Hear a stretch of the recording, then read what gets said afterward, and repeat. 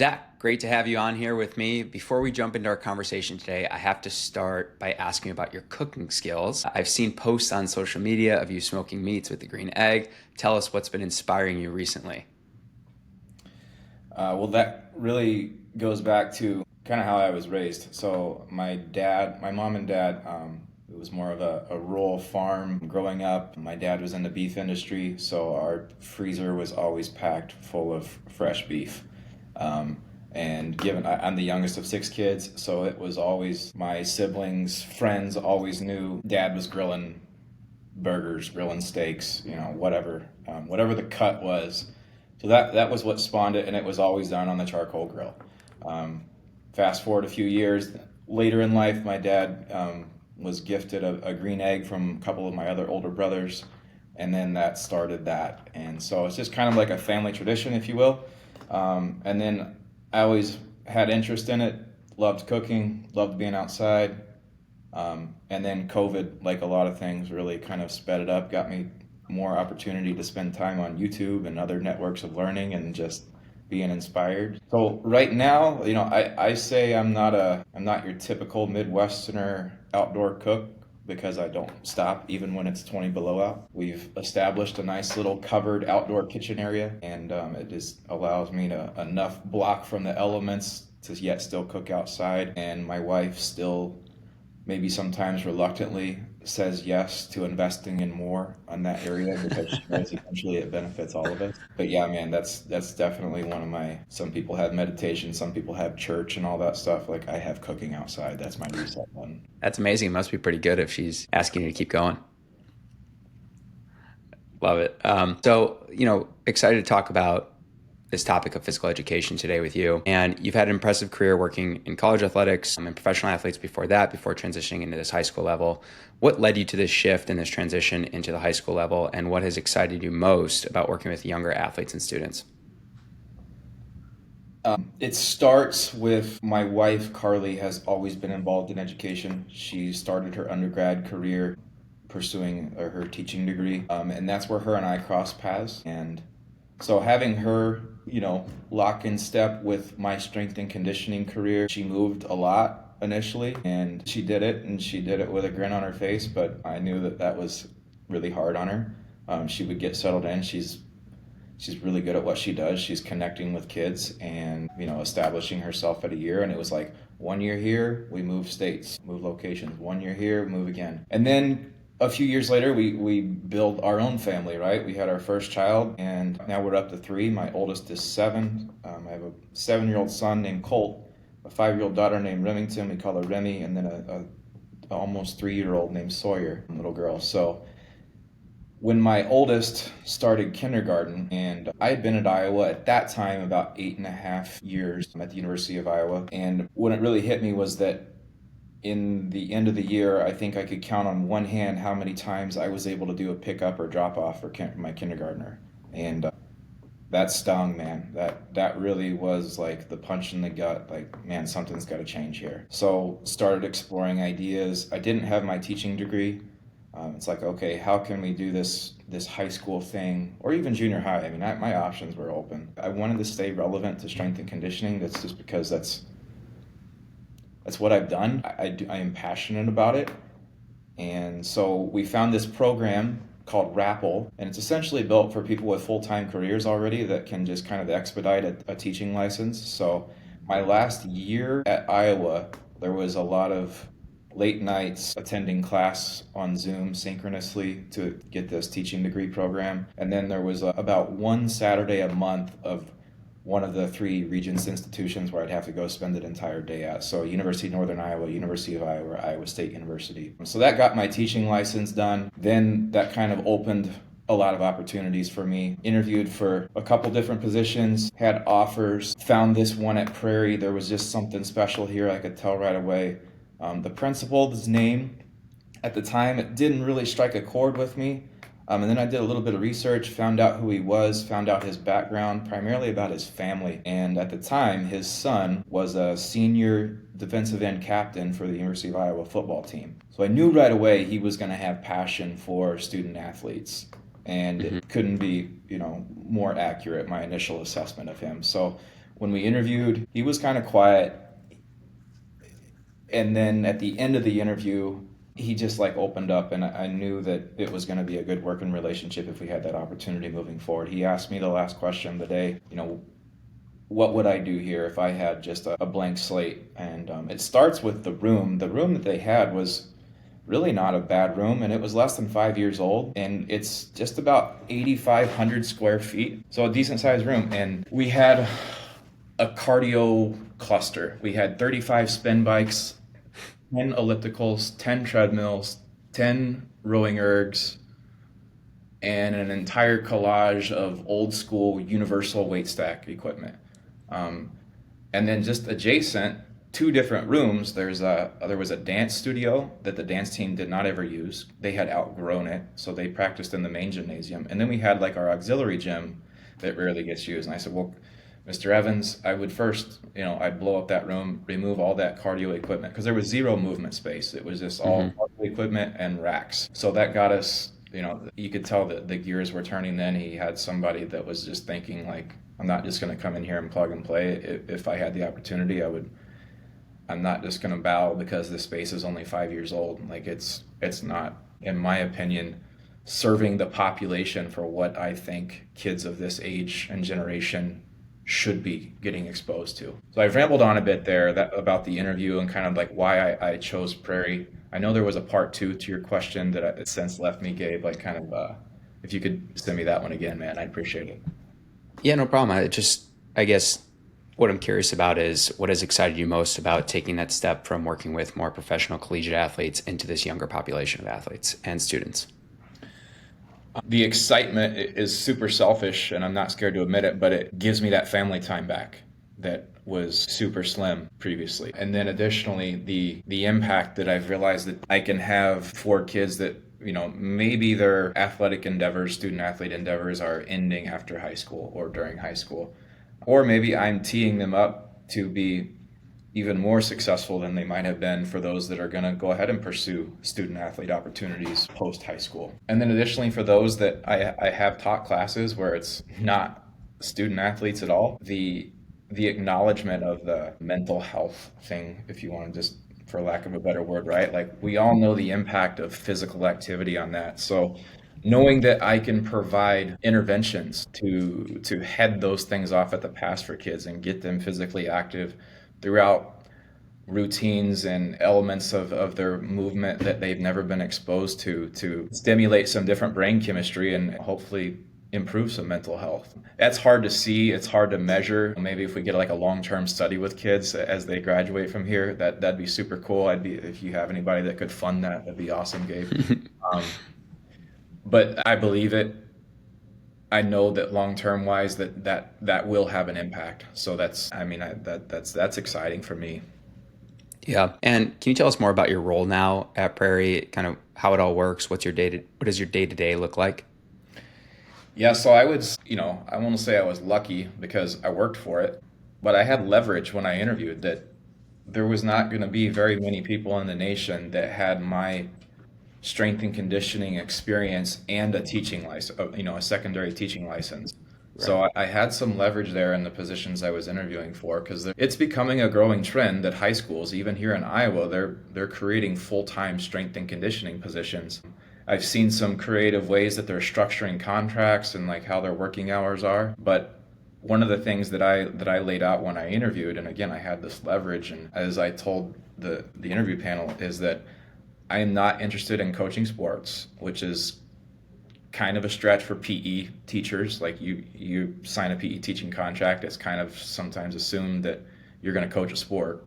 I said I'm not interested in that, and I'm not interested in any before and after school training. Like you get me bell to bell during the school day. And he's like, done.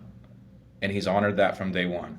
So this is my second year, winding down year two. Last year was a little different. We didn't have the new space, the new facility. We had what we had, which like I alluded to earlier, was not a bad space. And I was also teaching some other more traditional physical education classes. We call them lifetime fitness, which I describe this to people as like, if you see physical education classes portrayed in a Hollywood movie, that's what I was teaching for part of my life. like kickball, dodgeball, like all the good stuff. I remember my first couple of weeks of class, I took some videos and I actually sent them to like Landon and Bill, and I'm like, this is quite a change in 1 year, what I'm doing.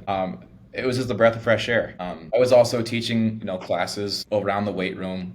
Um, we called it strength training. We've evolved that throughout like I've worked with our counselors and our district office. Like we've written a new program of study, and I know I'm kind of jumping ahead to some questions that you have Sure. later. We've rewritten some curriculum, we've rewritten some program of studies, and along with that came some name changes because I thought that the name strength training was very pigeonholed. We do a heck of a lot more than barbell and dumbbell training. But it was also a different time last year with our class length. We had traditional 8 period days last year where we saw each class Monday through Friday 40 minutes. We also served them a 5 minute change out period on the front end and the back end of class. So that left us realistically with 30 minutes of training every day. Um, However, I will say that was one of the first times outside of a few small populations that I had worked with over the years that I had that frequency of training with an individual. So seeing them Hmm. 5 times a week, like that's pretty potent to me. I think you can do, even though it's 30-minute gaps, there was a lot of positives for that. However, now, this year, they transitioned to a traditional block schedule, which now we have 85-minute classes, but my frequency of contact is down. So depending on the week, if you're on we call them odd days and even days. If you're on an odd day schedule, I'll see you 3 times this week, twice next week, 3 times Yeah. this week, twice next week. So I know some people are familiar with that. I was never familiar with that. That was not my high school background. So there was a lot of learning about like high school again for me. I'd been pretty disconnected with that once they came to where, previous jobs, collegiate and professional, we weren't talking about their high school experience a whole heck of a lot. So my day to day now, right, that's that transition from like our schedule, our facility. Now I only teach with this new program and study. We call it human performance. We have 2 sections. We have human performance 1 and human performance 2. Additionally, our high school is unique that our building is strictly 10 through 12. We have a ninth grade academy that's physically connected to our building, but it's a long hallway, and we've previously never had ninth graders integrated within our physical education department until this spring semester we started that. Yeah. And we just got approved with the ninth grade principal that she'd like to do that again starting in the fall next year. I think that's going to continue to grow. It's going to get those ninth graders acclimated to what they're going to eventually get as they turn into 10th graders. So it's almost like kind of year one all over again in a lot of ways. You mentioned the name change from strength training. Did you change that to human performance? Is that what you're saying? Correct. Cool. And you think that's had a much more positive impact on just how people see or view the class? Yeah, I mean, to me, you can never undo a first impression. And when they're signing up for classes, if they've never observed a class of ours or met me or spoken with students who have had my class before, I didn't want there to be like this preconceived notion that, I took strength training. Why are we doing speed development? Why are we doing mobility? There's a lot of unlearning going on here with some students that they're just used to just kind of show up, start stacking plates on the barbell, start stacking plates on the leg press and just going. So it's kind of a lot of unlearning in those aspects. Even with the kids that we had in the classes last semester that weren't student athletes, like I'm still teaching them acceleration. I'm still teaching them change of direction. I'm still working on mobility, isolated mobility work with them. I'm still, I like the motto repetition without repetition. So I'm going to teach you how to squat proficiently or hinge proficiently with your traditional barbell and dumbbell external loads. But let's do those with body weight and let's play with foot stances. Let's go heels elevated. Let's go knees in, because there's certain movement things that are required with activities of daily living. You're not going to be in this perfect biomechanical structured position. Like you better have some physical tolerance for that. So now, of course, when we stack on heavy external loads, I'm going to cue that and coach that differently for sure. But yeah, I appreciate that whole repetition without repetition concept and expose them to various broad movement patterns. Yeah, earlier you mentioned when you first got there, all the cardio equipment that you had on site, and then you talked about getting that weight room to look and function in a way that it really should. So what did that should look like? What has that renovation looked like in from year one to year two? Yep. We actually increased uh, our traditional racks and platforms. We increased the number of those that we had. So initially we had 20, and they were all in a singular line, which was great for, being able to scan and coach efficiently. But there's the room that we're in is an old renovated cafeteria. And so there's this like one wall was where the kitchen prep station was. So it was kind of this partial wall, and there would be racks behind there, and those kids tended to, kind of get lost in the Bermuda Triangle. So I'm not able to coach them effectively. There was safety concerns.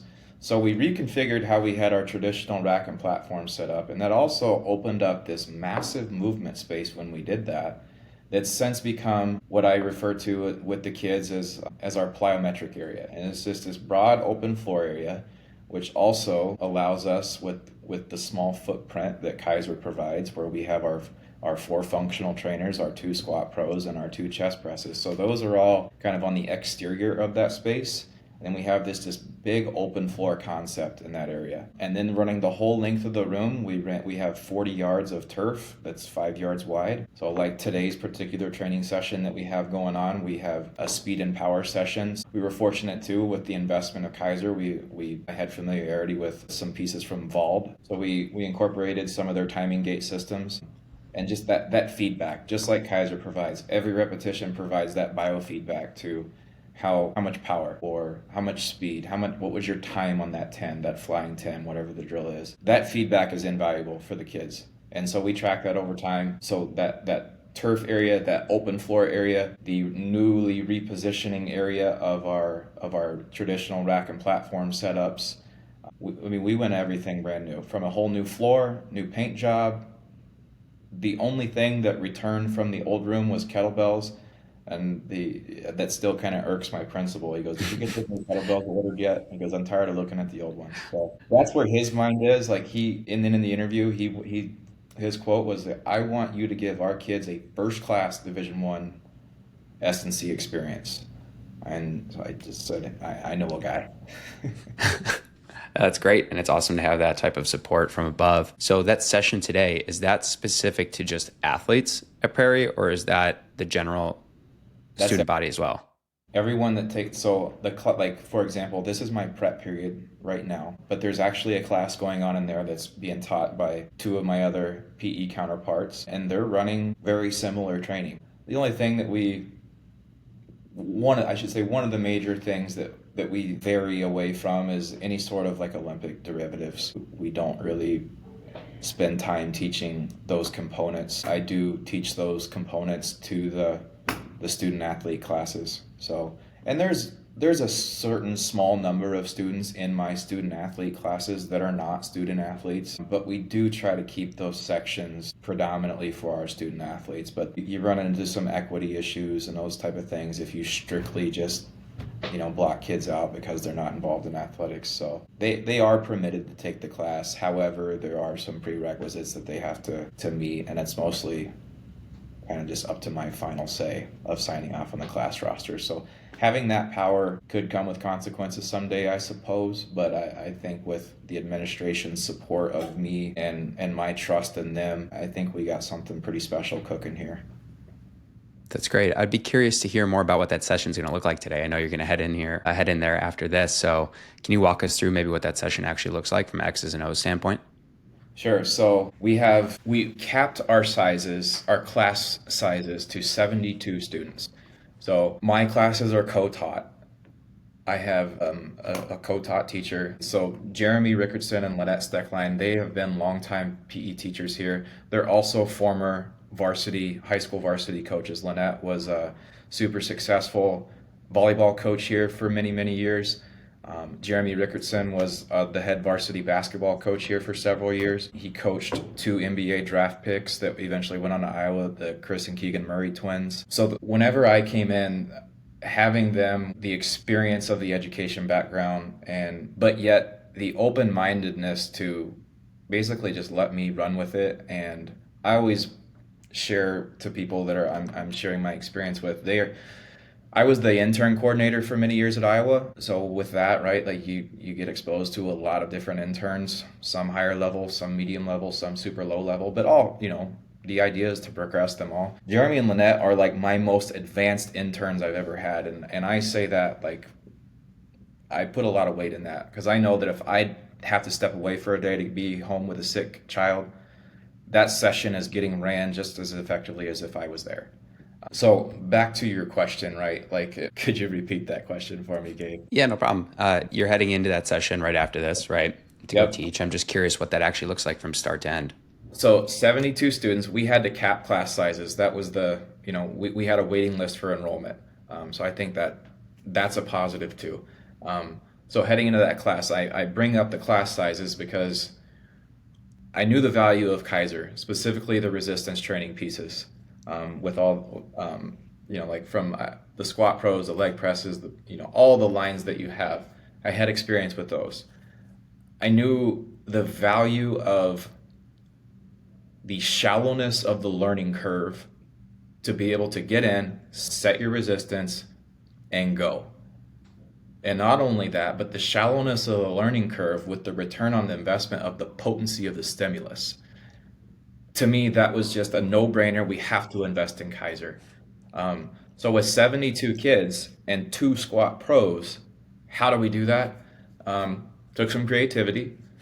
It took, okay, what training qualities mesh? I learned a lot from track and field in my career. I never worked with track and field, as a direct support staff member, but my influences are heavily rooted there with your Charlie Francises and your Bush Exnators of the world, Derek Hansons. So I mentioned that because it's one of Bush Exnator's famous lines is beer and ice cream. They're both great independently, but don't go well together. So something like a heavy aerobic quality stimulus that you want to train with a speed and power component, those don't go together within the same training session. Like we all know that. So it was just finding things that I could bring with only having 2 squat pros. How can I get 72 kids on those within a training session and not just have a long line of kids that need to be moving? There needs to be some structure, but yet I don't want to take away from that stimulus. So what that looks like today, if you were to walk in there, we have an extensive warm-up, which many of them were not used to that. They were used to a 5-minute stand around, casual knee hugs, chatting with their neighbors. Like we have a standardized warm-up that we do. 3 stations. We have like today, we have the smart speed gates set up on the turf. So we have 2 lanes of those. So there's about 20 to 25 kids ripping flying tens. They hit their rep, they get their feedback on their time right away. All they have to do is record their best time for the day on that. So we hit that station for about 8 minutes. While that station is going on, we have about 25 kids on the squat pros. Within that 8 minutes, they've gotten very efficient. Take some reminding pretty much daily with regards to like, hey, that platform can't be empty for more than 5 seconds. I need a new person up. Clear the data on the interface, set your load, go. So I can get about 25 kids on 2 squat pros in 8 minutes. I can get about 5 sets of 3 on that. And I have them record their KOPR on that for the day. So that is the second station. So then it was like kind of scratching my head, like what I need a third station that doesn't take away from that speed and power element. So then I call it fluff, but it does serve a purpose, right? So like today, for example, and these things change probably more regularly than like my big stimulus that I'm providing them. But we're doing some barefoot rope walking. We're doing some sort of core work, right? Like today they're doing a prone plank kettlebell pull through. So 8 minutes, and we have an audio going for them where the bell rings every minute on the minute. They do a trip down the rope and a set of pull throughs. So something that's structured, doesn't require a lot of coaching oversight, like, because my main attentions are spent on the flying tens and the squat pros during that time. So we go 8 minutes per station and then we rotate. So that's 25 minutes of our class right there after about a 30-minute warm-up movement prep routine. That's the meat and potatoes of like today's particular training session and how we're able to integrate only 2 squat pros with 72 kids in a class. it's working, but I'm hopeful in May, like I alluded to earlier, that we can expand on that so that maybe we don't have to be as creative with our integration. That's great. Thanks for the breakdown. You mentioned this speed and power day and also this block schedule that you're now working with. So are these other days dedicated to other qualities then? Like how do you break down your week to week schedule? Yep. So we have a 3 day, like our template that we kind of start from is a 3 day template. One day is pretty much a max force quality day where it's going to be our heavy static lifts, our heavy squats, presses, pulls, those type of things. So just high force, low velocity type movements. That is one day. The other day is our speed and power day, and then the third day is um, pretty much, for lack of a better term, an upper body day. That's whenever the kids love the bench press. Of course. Like I'm not a bench press hater. I probably don't love it as much as they do. So that's the genesis of our three, They're going through that phase of their life. no doubt. So, question for you, how do you at this level, how do you measure success in this physical education course? What does progress look like to you just beyond athletic ability? I think about that just like in a day or a session. It's cliche, I get it, but the older I get, the less I'm ashamed to admit it. Do the kids leave my class with a smile on their face? Now I'm going to measure success with that. Now they might have just got their tail end handed to them, like with a hard session. But again, it goes back to that mental health piece, and we know like the brain chemistry that occurs with physical activity, and they're leaving exhausted but smiling. Like I'm going to measure success there. Of course, we can talk about wins and losses, but then we can talk about the mile-long list of other variables that go into that aside from the integration of me as a support staff member. And I would say that would be even harder to do in this high school setting versus previous jobs that I've had, because I am not as integrated here with sport coaching staffs as I once was with regards to marrying up what's going on with today's track practice with what's going on in the weight room versus like that was a no-brainer, right? At other jobs, like you went to weekly staff meetings, Hmm. sometimes multiple times a week, integrating with that. I still make attempts to do that, but it's also working with high school sport coaches, not as experienced. They don't have that experience that the coaches I've worked with previously have had. So thankfully, they've just entrusted a lot with me. And even some have allowed me to kind of guide some training for their sport specific practice. Now I'm not like writing up coaching cues for the softball swing or anything like that, but they're allowing me to give some general suggestions with volumes and intensities throughout their sports practice training. So it is occurring. I don't want to make it sound like I'm just living in my own little cocoon here and just tearing kids apart and then just have fun at your sport practice. So that is occurring. Just I would say maybe not as deep as it once was. Um, Again, I'm sorry, I get the rambling, Gabe, and I lose track. It's all good. How much of your curriculum is dedicated towards like classroom and learning about certain training qualities and about human performance versus being on the floor actually working out? I'm working on balancing more of that. My goal at the start of this year, relative to last year, after some reflection, was like giving them more of the why. So I've been actively trying to provide more of that with students, whether it's just through cold call methods after I know something's been cued to them through various pathways of cueing, whether they had visual, verbal, peer-to-peer, teacher-to-peer, all those type of things. So when we do like exercise progressions early in the semester where we're just stripping down basic movement patterns of like how does foot pressure feel and look when you're squatting? How does neutral spine look and feel? So I have them, the whole I do, you do, we do kind of thing. I have them do peer-to-peer critique, and not only am I, observing the mover, but I'm observing the feedback of the peer that's giving to the mover. If they are sitting there and um, tolerating a flexed spine when we're doing a squat progression, like I'm going to provide probably just as much feedback to the observer than I am the actual lifter. because I mean, I'm trying to promote like, hey, there's 72 of you, there's two of us teachers.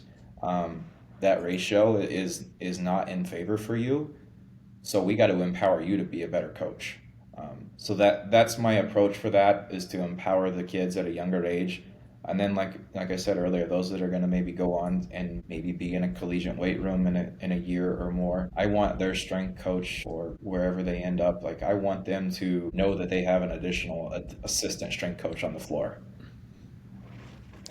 Yeah, absolutely. And knowing that you're in year two of what you're trying to build, the curriculum you're trying to build, the culture you're trying to build, what do you think year five looks like?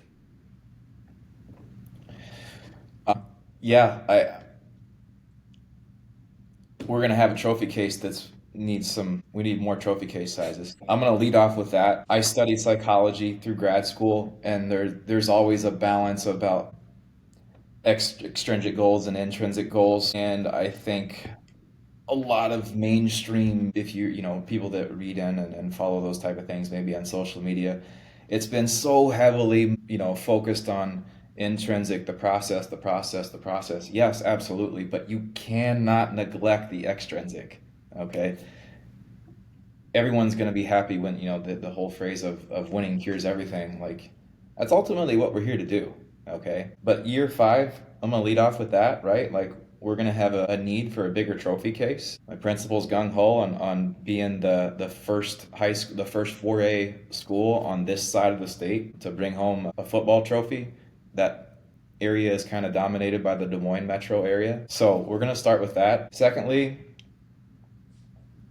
I would hope that our kids are better coaches amongst each other on the floor, like we were just talking about. Right now, I think there's still a lot of unlearning going on about previous processes that they were been acclimated to. I would hope that there's less, one of the friction points I would say that goes on, I would say any high school deals with this. I've spoken with peers, is the seeking out external private personal trainers, and not because I think that they're all bad. It's just I tell students that I hear about that are going to a gym downtown over the weekend, or extra days that we don't have class. Pick one or the other. Like, if you're trying to do both, your adaptations are not going to occur. You're not going to get the results that you wanted to get. So I would hope by year five that we have a more of a community there. And I know that there's always going to be some elitist in the high school, maybe led by parents, that they think that what they're getting here for free can't be good because it's free. They know that they're going to get the best if they go pay for that. Hey, I'm happy to take your money on the side too, if that makes you feel better. So I would hope that we continue to knock those walls down within the community. And again, I'm not here to put people out of business that are in the community on the personal training and working with youth student athletes and those type of things, but I would like to see more of an understanding of to drive adaptation. I need specific stimulus during a specific time, and I need recovery. That recovery concept right now on year two, we're not there yet. By year five, I would like to have a greater appreciation for that recovery concept. That's great. So next question I have is more of a two-part question. I'm just going to start with the first part. So what's something that you took with you to Prairie High School from Iowa? Concept, methodologies, principles. The principal overload, like that, I mean, I've taken that with me from day one as an intern. The principle of overload is, to me, the number one driver. Okay, I don't care if we're trying to develop aerobic qualities or max force qualities or reactive strength qualities. Like, you have to overload the system to drive adaptation. So that would be one, like, I guess, training specific answer. More of like the soft skill standpoint, I would say just the relationship with the students, the kids, the coaches, other teachers in the building. I'm sure there's a lot of conversations behind closed doors when I'm not around about this new guy comes in on year one and gets to completely renovate the room, and I'm scratching tooth and nail to get new grease board markers. I'm sure there's some math and science and English teachers maybe a little bitter about that. The other thing too is that their access to the weight room got axed right away. That was the principal's idea. I fully supported it, but there was just a lot of misuse at times. So relationships are going to drive everything. Again, cliche, not scared to admit it, but they don't know, or they don't care what you know until they realize how much you care. Couldn't ring further from the truth. That principle of overload. And then also too, like having 72 students in a single class, and I know that I have representation from everything from cross country to American football to soccer to baseball, is that principle of specificity. Now that one's probably the one I've had to kind of detach a little bit more so than I ever did at previous jobs. But I don't feel that bad about it, just given the biological age of the group that I'm with now. I Yeah. think just global movement qualities and how we move, whether it's moving with high rate of speed or low rate of speed, higher rate of force. I think there's value for a 15-year-old cross country runner learning to move with high force, low velocity with something that's less specific. As they got onto a Power Four institution like I was at Iowa, like I'm going to be driving more sport specific training with regards to movement, how those movements occurs, the joint angles, the velocities at which they're moving through those joint angles, those type of things. But here I'm a little bit more removed from that, just given the class sizes and the representations within those. But like I said, I also don't feel super bad about it, just given the biological age. And I know one of the questions you had sent me earlier, Gabe, was the concept of free play and that global movement idea. Like I think that there's value for them to learning to move in all of those scopes early on. Because just because you run cross country now, you may turn into a midfielder on the soccer pitch 4 years from now. You might be playing Division I soccer there. So you better have some power speed giddy up to you when you get there as well. Yeah. And the second part of the question, if you were to return to Iowa or college athletics, what's something that you would bring from Prairie High School back into that? That you don't have to have the resources to make an impact. They certainly make it easier. It's certainly nice. Like, again, like I alluded about a lot of the positives from Kaiser, and there's many more, but just that biofeedback of every rep, there's accountability. Same thing with our timing gates. Every rep, there's accountability. There's ways to create that accountability without those resources. So it's taking that back in, and especially with today's era of collegiate athletics, and this was outside of the family time that I gained back. I'm not going to sit here and pretend like I can read futures, but at the time that I was starting to think about that transition, NIL and those type of things were really starting to change the landscape. And given that I was an Olympic sport staff member, let's be real, those are going to be the first, if the dominoes start to fall, it's not going to be football. It's not going to be basketball, which I didn't work with.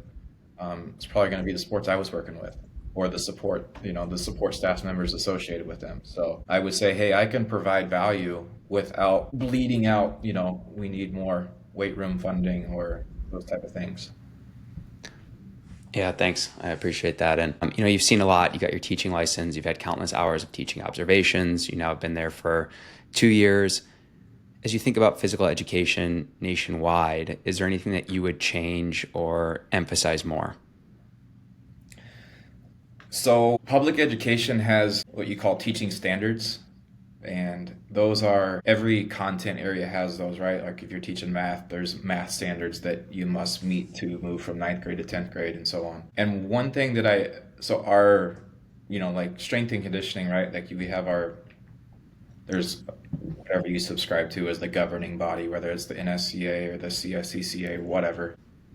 There's an organization within secondary physical education called SHAPE, and it's an acronym. Don't ask me to recite the acronym. It's called the SHAPE organization. And the one thing I remember when I was first learning about that is they just rewrote standards that are going to be new for next year. However, when you read them, they're not that much different than maybe just a few different wordsmithing. But there's 5 standards, and every standard starts with the following: the physical literate individual will be able to.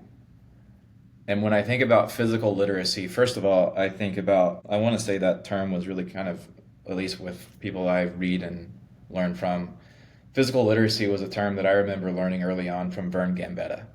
And to me, physical literacy is just like, I never heard that term until I heard Vern say it.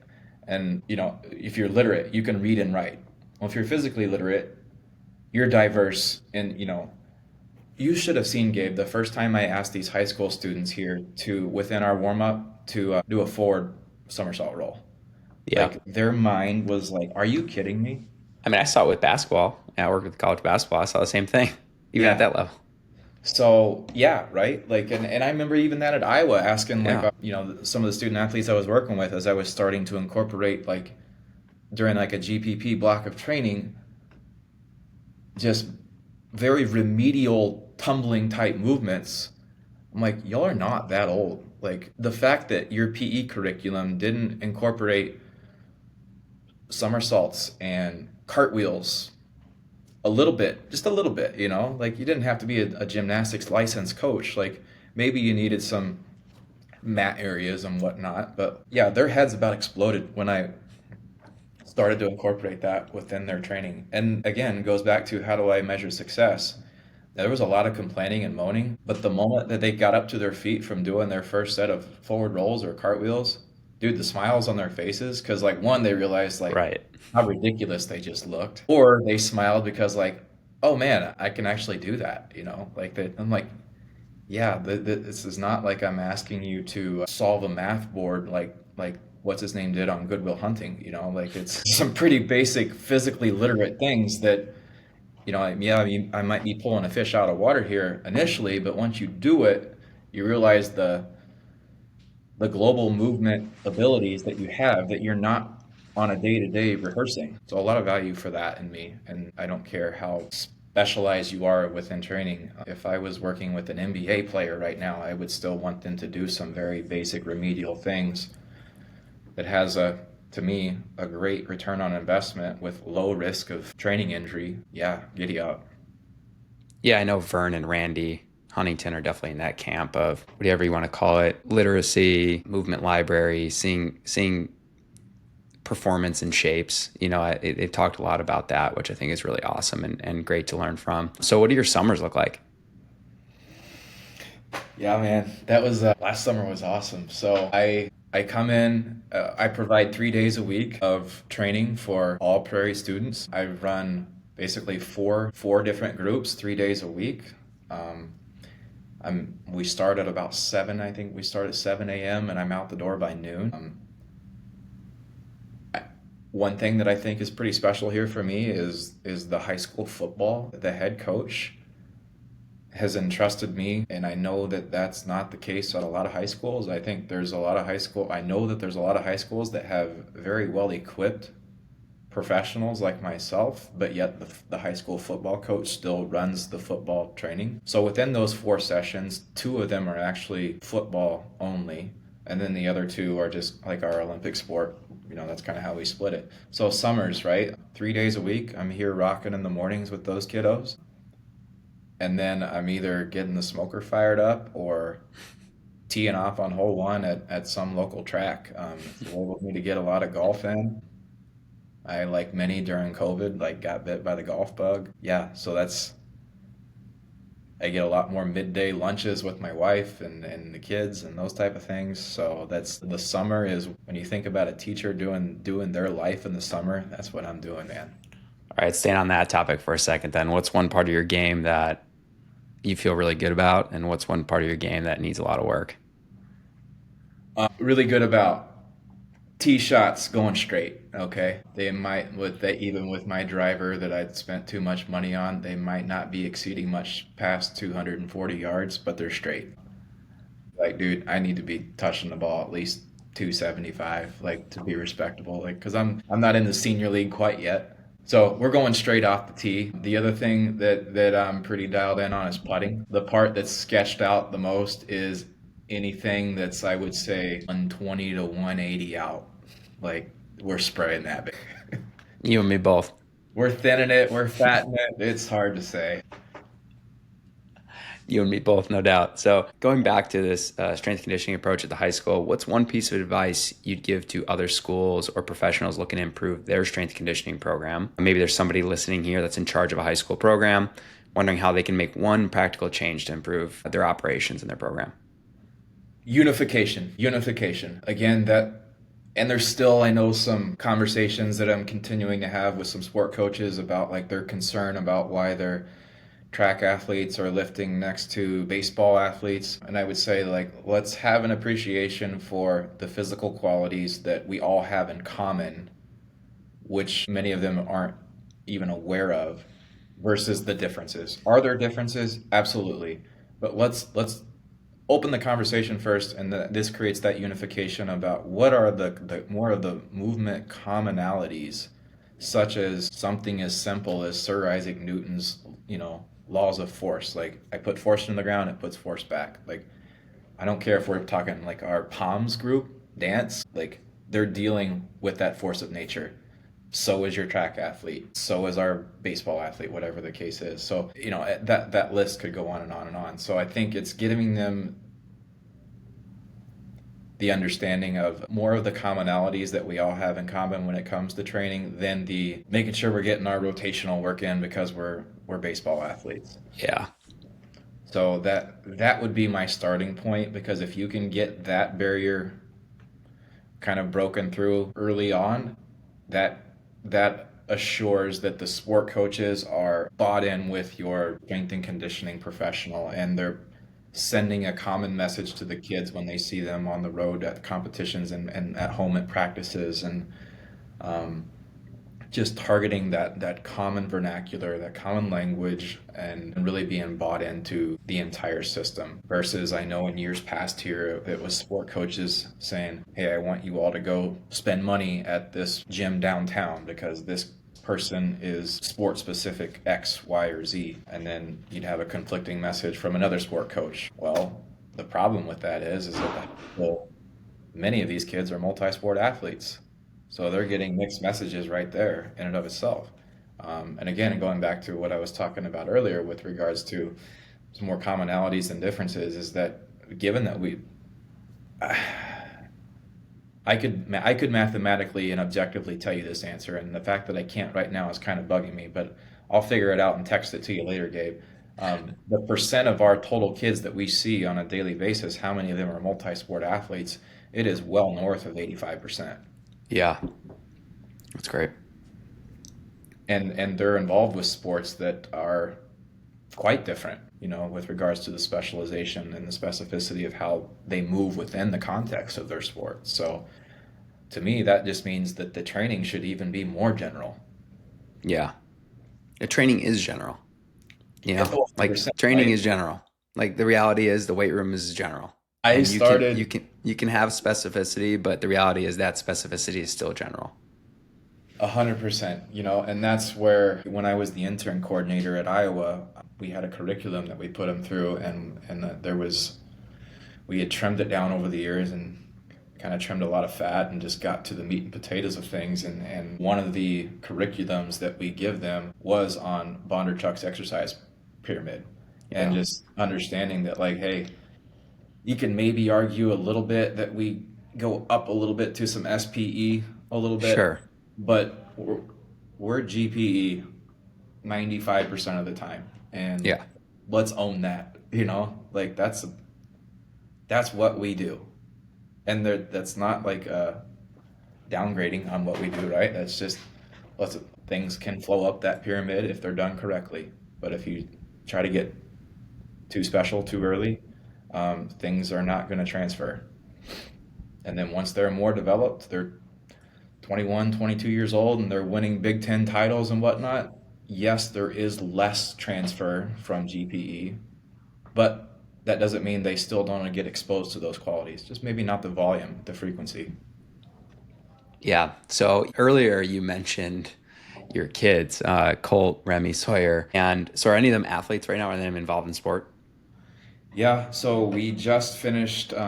So my 7-year-old Colt, last weekend he had state wrestling. He's Like all good Iowans do. Yeah, right. He's he's he's okay. I'll just say it at that. He has shown that he really likes the sport of wrestling. Um, However much influence he may or may not have gotten from me, I mean, wrestling was my ticket through college. Um, my wife's ticket through college was softball. So we just ended state wrestling tournament last weekend, and he just started baseball practice last night. So he's got that going. My middle child, she has the only sport she's done has been sports. I will say is she's been doing some dance and soccer. Um, I think she's starting to get a little bit of an itch from the wrestling bug, which kind of excites me. I'm not sure how much I feel about that yet. Our youngest, dude, she's the wild card. She's about to turn 3. She is definitely just the most, she's the toughest one. Like, she can get blindsided by the big kids and just, tailbone over tea kettle and just gets right back up and smiles and just keeps plowing That's forward. So awesome. if there is a combat athlete in our family that's probably going to be the most successful, I would say probably her, maybe. The oldest, he's 7, right? Like, whatever. I'm not going to say, oh, he's a prodigy or anything, but he's decent. And the coolest thing is when we got home from that tournament, we walked in the door, and I think finally, like, just he was starting to kind of decompress the weekend and wasn't overstimulated at the time. And it was time to go to bed. And he's like, I want to watch my matches. I want to watch my matches. I'm like, no, dude, it's bedtime. He goes, no, Dad, I only want to watch the matches that I lost. And at that point, I'm like, that's that you've never done that. You've never wanted to watch the matches you lost. He goes, I want to watch the ones I lost. He goes, I want to know what I can do better. I want to learn. I'm like, 7-year-old saying that. And then we're watching. So, of course, right? Like, he's just like struck my heart. I'm like, let me go get my phone, bro. We're sitting there at like 10:30 at night on a school night with my 7-year-old, and I'm not saying a word. He's breaking it down like we say, hey, what's your, like every night in practice, what's your stance 5? And he'll say, head up, back flat, elbows in, knees bent, butt down. Like, right, you never break stance 5. That is wrestling position 101. And so he's watching his match. He goes, elbows, stance 5, breakdown. I'm like, my man, That's so awesome. having a 7-year-old start to have that intellect develop there and learn and take some ownership on his own, dude, that was like the coolest coach slash dad moment I think I've ever had with my kids in their athletic, sporting, whatever. That's really cool. I was going to ask about, and there's a lot of strength coaches, and you've grown up over time in strength conditioning, right? Starting as an intern and kind of working your way up. Now you have kids that you mentioned, you have 3 of them. And I know everyone's always kind of wondering what they would do when they finally have their own kid or kids. So I was curious to know how maybe having your own kids reshaped or maybe changed the way you viewed physical education in any capacity, or you're just like, hey, like I always kind of knew that this was my plan as we were kind of have kids and they would grow into their own kind of athletes or just people. Well, yeah, like that's the other cool thing is that this transition to high school has given me the opportunity to coach my kids, or to, if I want to coach other sports, I can. And I am becoming more and more active with my son's youth wrestling club. It started initially like I was kind of purposely taking a back seat to that, and I'm kind of getting pulled in. I mean, the coaches have we now and there's parts of practice now that have a label to our practice. It's like, all right, we have Walrod at the end, and I kind of like initially my chin hit my chest. I'm like, oh, geez, like this is what we're calling it now. And essentially, what Walrod means is like we're gonna provide some structured strength and conditioning work. Okay, um, so the coaches knew that that was my background, and like that. I guess you could say I had kind of some immediate equity with them because I had worked with Iowa women's wrestling, and they just won their 2nd national title in a row off of a brand new program. Yes, they have Olympic and world champions that they're recruiting. Not gonna not acknowledge that, but they also have the most brilliantly minded wrestling coaches I've ever been around in my life, Mhm. leading women. So that transition has allowed me to be more involved on the mat and taking my experiences from strength and conditioning as a coach there. And I've been away from the mat for several years, but being back on the mat and having an appreciation for basic pedagogy, these wrestling coaches that have technical abilities that were light years, even when I was in my prime, ahead of me. It's nice to be able to know that I can provide some value to taking a sport like wrestling where the dynamics are always changing. What Mhm. position you're in biomechanically, to, learning leverage and physical combat with people that have different limb lengths and how those things can manipulate how you're moving and certain tactics and strategies. They've appreciated my ways that I can make things with greater concision. So something is like teaching things like, hey, we're working with 7 year olds here. Like I'm talking to our wrestling, our lead coach. I'm like, have you ever thought about creating some mnemonics for kids? Like a big concept like stance, like let's create a mnemonic so that they can remember and they can recite those things. Because if they can do that, they're more inclined to physically portray it, especially under conditions of fatigue, which often occurs, Right. right? Something to So go back to. yeah, so I guess they view me as like the experience of a coach. However, I haven't been coaching wrestling for all those years, but now I am. And then also like my pedagogy background and just teaching how to teach. I'm teaching these coaches like, hey, you all have the technical skills, but what if we just broke it down like simpler? It's like when you teach someone to squat for the first time, you can't read them paragraphs. Like your cues got to be concise, 2 to 3 things at a time, never with the bar on their back, right? Like give them feedback after. And if you can create ways that they can get feedback during the repetition without hearing your voice, whether it's getting into internal and external cueing and things like that, that's what you strive for. That's how they learn. No, I just like reading off the paragraph, reading off the paper. And then next, you will Yeah, that was descend one more. downwards. That was kind of a long progression too at Iowa was those exercise progressions and the amount of cringing we had to do watching interns do their progressions that started like that. Um, Oh but man, when I was at University of Michigan, I'll never forget this. I was an undergrad intern and we were teaching the push press, right? Just like you do at CSCCA, getting ready for that. And we had all the Olympic full-time coaches watching. And I absolutely popped myself in the chin, like with the barbell and played it off so cool. But you heard that like, oh, had to play it off, like just kept going. And, hey guys, like I got to go to the bathroom. I'll just see you a little bit later. I mean, I just nailed myself. I'll never forget that one. But okay, so I really appreciate your time today. I just have a few kind of quick hitters to finish up here right before we yeah, get done. So best local food spot right around you. my house. I would say best local food spot. There's a place in North Liberty, Iowa called Red's Ale House, and it's just your local, really good craft selection, phenomenal happy hour, phenomenal outdoor patio when Iowa weather permits that Sure, opportunity, and a very simple menu of things that are just done well. Your basic flatbreads, burgers, and those type of things. love it. Red's The local watering hole, Red's Ale. All right. Any poor quality TV shows that you're into recently, if any? Reacher. It's like Sure. that scratches my like alpha male itch Is of that like Amazon? I forgot. yeah, yeah, Yeah. yeah. Okay.